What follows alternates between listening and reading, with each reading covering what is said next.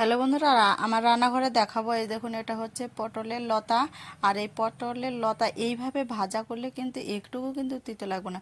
প্রথমে আমি এর আঁশগুলো ছুটিয়ে নিয়েছি। ছুটিয়ে নেওয়ার পরে দেখুন একটু দুইটা থেকে তিনটা ছোট আলু দিয়েছি কেটে।